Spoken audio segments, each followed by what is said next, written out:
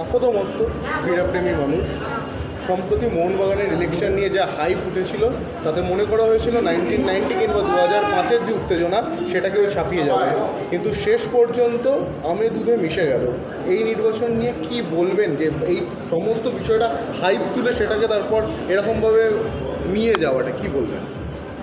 দেখো, এই যে গঙ্গা দিয়ে যে জল যায়, যখন জোয়ার আসে তখন এই জোয়ারের গতিপথ কেউ বেঁধে দেয় না, জোয়ার নিজের তালে চলে।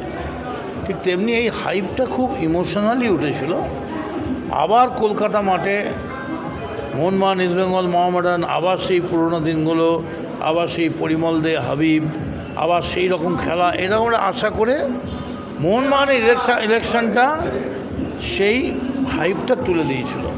কিন্তু আমি মনে করি একজন ফুটবল প্রেমিক হিসেবে যে এই যে সবাই মিলে একসঙ্গে হয়ে সমস্ত মোহনবাগানিরা এক জায়গায় এসে গেল, এটা খেলার পক্ষে শুধু ভালো হলো না, এটা ভবিষ্যৎ প্রজন্মের পক্ষেও খুব ভালো হলো।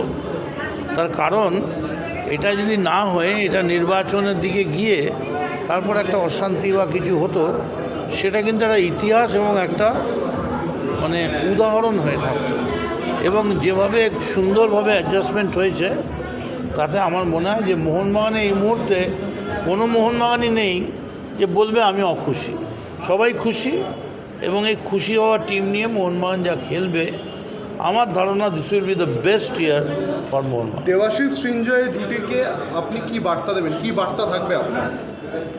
দেবাশিস সৃঞ্জয় জুটি আমার ধারণা যে গত 40-50 বছরের ইতিহাসে ফুটবল সংগঠকদের ক্ষেত্রে সবথেকে সেরা জুটি।